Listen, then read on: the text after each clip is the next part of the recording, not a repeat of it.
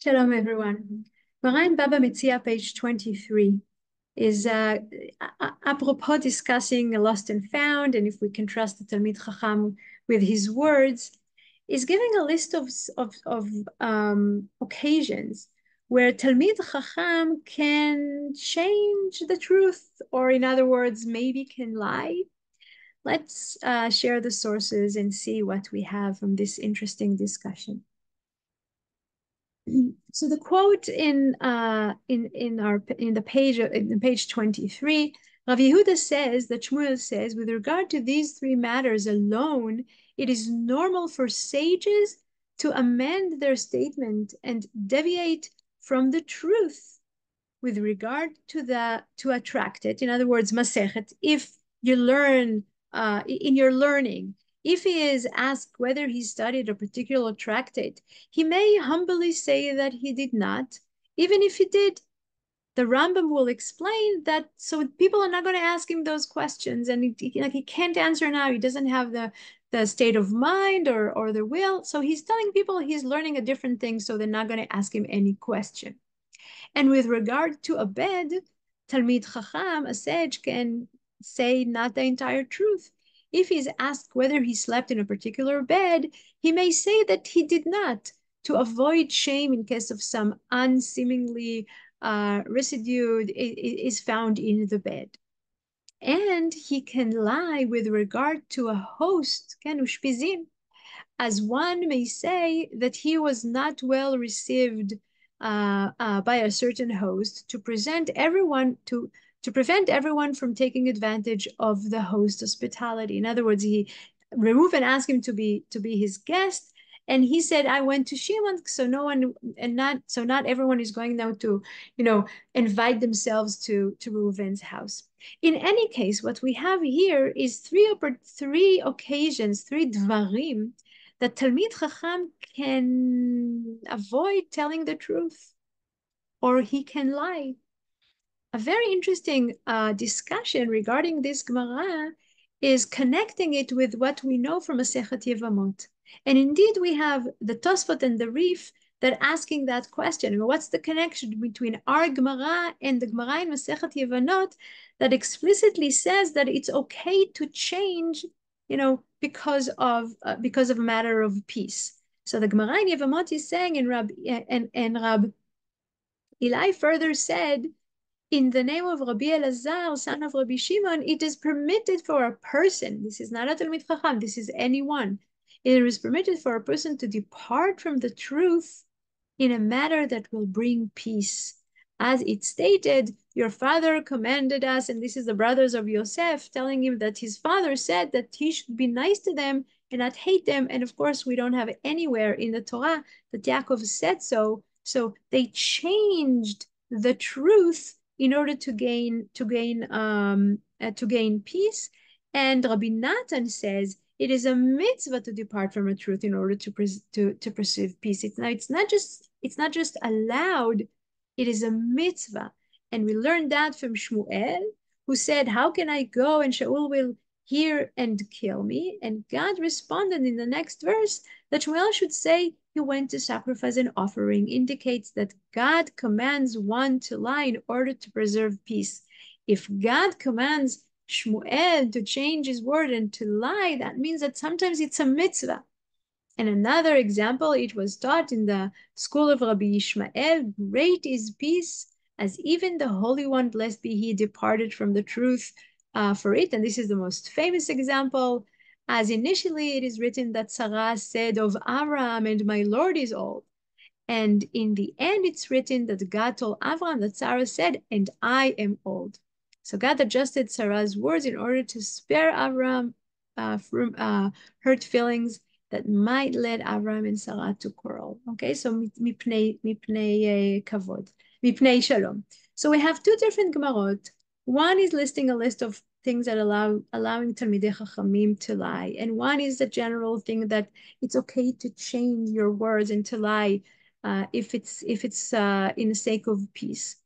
And it's of course echoing from the pasuk in Sefer Shmot, midvar sheker tirchak. Keep far from a false chart. Now, it's very interesting. We don't have a mitzvah in Aseret HaDibrot one of the 10 commandments, we don't have do not lie. The only thing we have in the Torah is midvar sheker tircha, keep far from false charge.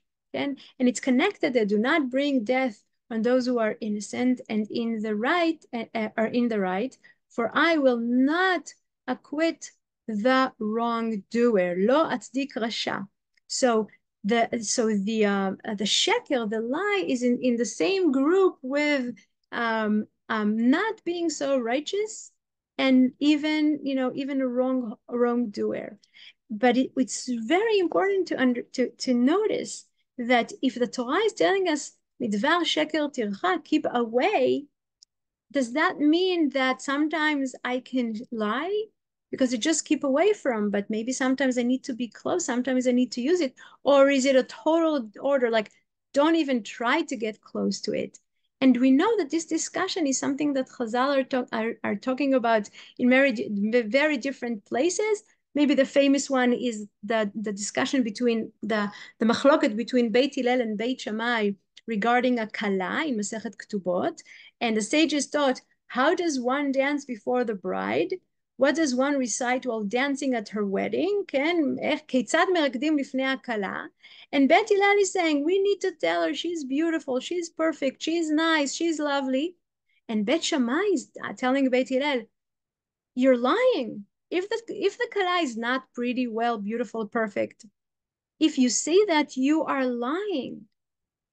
Midvar sheker tirchak. And Bet Hillel is answering them, there's something bigger than that. And something that is bigger than that is that we don't want to hurt her.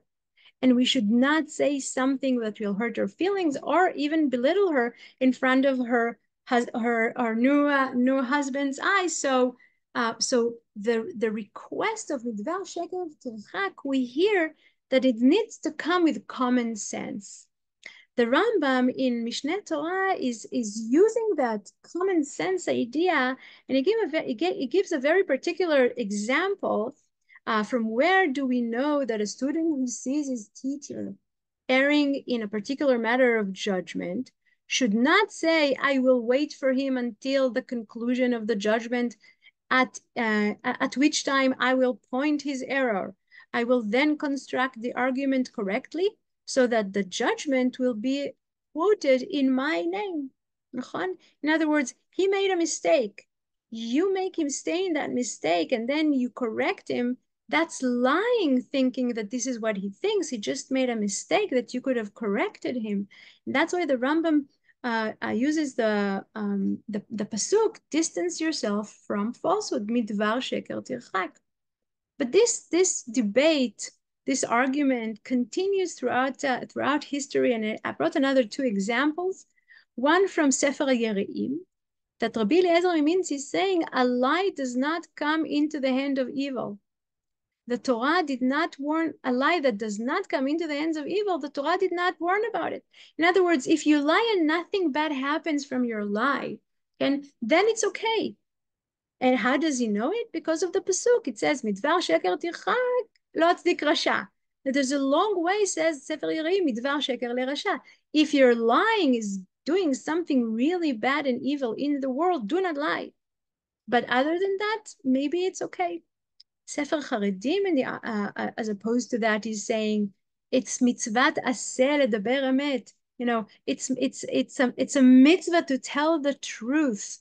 And you need to tell the truth in everyday things, not only in big things that might help someone save money. Because it says midvar sheker tirchak. Okay, dvar sheker. He hears the word dvar as meaning everything, every little thing. Following that idea is Rav Eliezer Melamed. Rav Eliezer Melamed in Pninei Halacha is saying the following thing. However, it should be known that even in the prohibition to tell a lie that does not cause personal harm is not learned from the verse, turn away from falsehood. It is clear that its basis is from the Torah. In other words, nachon, that what we learn from midvar sheker tirchak is not to hurt, not to lie if you're going to cause someone personal harm. But the general idea, that the principle, the value of not lying is learned from the Torah. After all, it is commanded from the Torah to walk in his way. This is a command. We need to have the same attributes as God, which is to adhere his morals. And one of the main morals of by which God is revealed in the world, it is measuring of truth. Chotomo shel HaKadosh Baruch Hu emet, says Chazal, the seal of God is truth. That means this is the way we need to be in the world. We always need to stick to the truth. If so, the whole and I think that the idea here is enough. In other words, the general direction is truth, and there is some particular times where it's okay to change from the truth, if it's for peace, if it's someone is going to get hurt of it or lose money from it, or scholars, Talmidei Chachamim, the three different things. But of course, that the feeling of the Torah, the order of the Torah, the wanting, the ratzon of the Torah is that we are going to stick to the truth as God is truthful. And Rav Eliyahu Dessler, Michtav Eliyahu, is saying that it was found that truth is what brings good, and in the evil of the and the will of the Creator. In other words, the reason to say the truth is that brings God's will in the world, because his seal is truth, and lie is what gives success to the business of the minister of lies, the sitra acha, the other side. Okay, so that's asur. But he also says that a lie for the sake of a big truth is the truth. Again, midarkei shalom, as we saw in the Gemarot. So it's true that we have to stick to the truth as much as we can, but sometimes saying the lie to serve a bigger truth is the truth. The one that concludes the things, I think, very beautifully is Professor Natan Avi-Ezer, who is a scientist in his profession.